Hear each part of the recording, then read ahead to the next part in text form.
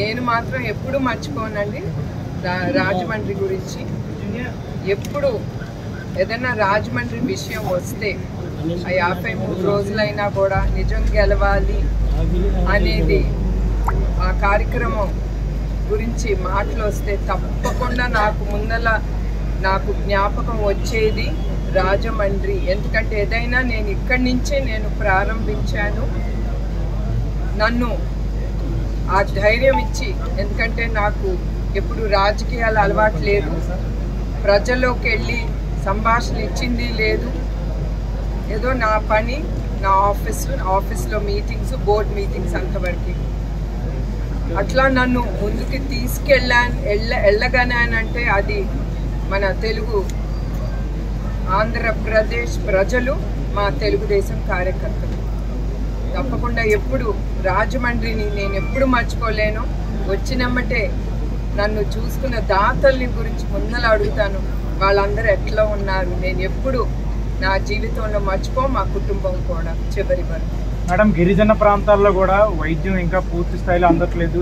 Mobile clinic లాంటివి ఏమన్నా trust ద్వారా ఏర్పాటు చేస్తారు? అదేనండి, ఇప్పుడు ఎన్టీఆర్ ట్రస్ట్ ద్వారా ఆరోగ్య రథం అనేది ప్రారంభించాము. అది ఇప్పుడు సాలూర్ అట్లాంటి ట్రైబల్ ఏరియాస్లో మేము అది తీసుకెళ్తున్నాం. ఎందుకంటే మీ అందరికీ తెలుసు, ఆ ట్రైబల్ ఏరియాస్ కానీ కొన్ని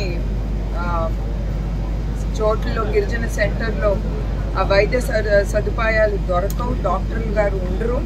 ఈ బస్సు మేము ఒక సిస్టమ్ అనేది మేము పెట్టాము.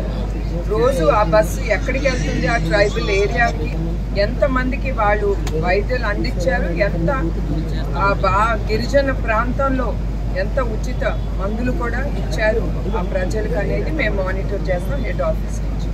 అంత సిస్టమ్స్ అనేది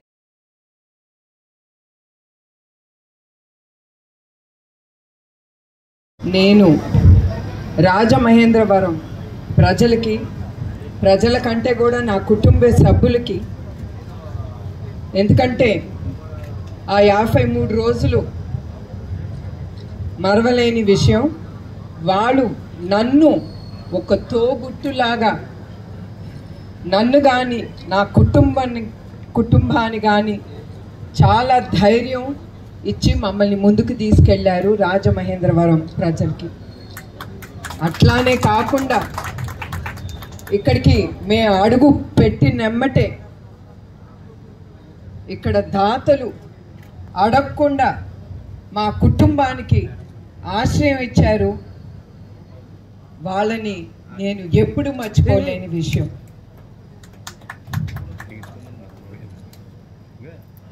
ఇక్కడ ఎంత బాధలో ఉన్నా కూడా ప్రజలు వాళ్ళని చూసి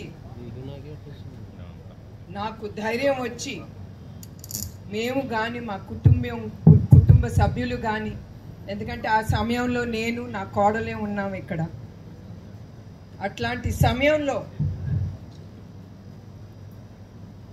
ఆ దాతలు ప్రజలు మళ్ళీ చెప్తున్నాను, ఎంత చెప్పినా నా మనసుకి తృప్తి ఉండదు. ప్రతి ఒక్కరికి పేరున నా హృదయపూర్వక నమస్కారాలు, అందరికీ పాదాభివందనాలు. నేను ఎప్పుడు మిమ్మల్ని మర్చిపోలేను గనక నేను ఎమ్మటే బ్లడ్ బ్యాంక్ ఇక్కడ ప్రారంభించి నా రుణం, దాని ద్వారా ప్రజలకి సేవా కార్యక్రమం చేయాలని నిశ్చయించుకున్నాను. ఇప్పుడు ఈ కార్యక్రమానికి వస్తే బ్లడ్ బ్యాంక్ ప్రారంభించాలనుకున్నప్పుడు GSR foundation managing trustee doctor Raviram గారిని ఆయన ముందుకొచ్చి ఆయన దాతగా మాతో నుంచుని ఆయన వలన మేము ఇక్కడ బ్లడ్ బ్యాంక్ ప్రారంభించాము. ఇప్పుడు బ్లడ్ బ్యాంక్కి వస్తే ఇప్పటి వరకు 3 బ్లడ్ బ్యాంక్ మేము ఓపెన్ చేశాము. ఒకటి హైదరాబాద్, విశాఖపట్నం, తిరుపతిలో. ఇప్పుడు ఇది 4వది రాజమహేంద్రవరంలో. ఇప్పటి వరకు 4,08,000 యూనిట్లు రక్తాన్ని దాతలు ముందుకొచ్చిన దాతలు వల్లనే మేము ఇది తీసుకోగలాము. ఆ యూనిట్లో 8.1 లక్ష మందికి నిరుపేదలకు మరియు థాలసీమియాతో బాధపడుతున్న పిల్లలకి మరియు ప్రభుత్వ ఆసుపత్రులకు ఉచితంగా రక్తాన్ని ఇవ్వగలుగుతున్నాము.